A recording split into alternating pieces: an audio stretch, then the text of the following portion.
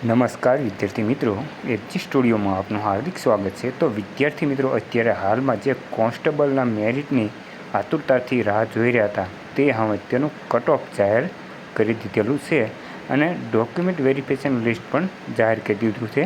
તો આના વિશેની સંપૂર્ણ માહિતી આપણે આ વિડીયોના માધ્યમથી આપીશું।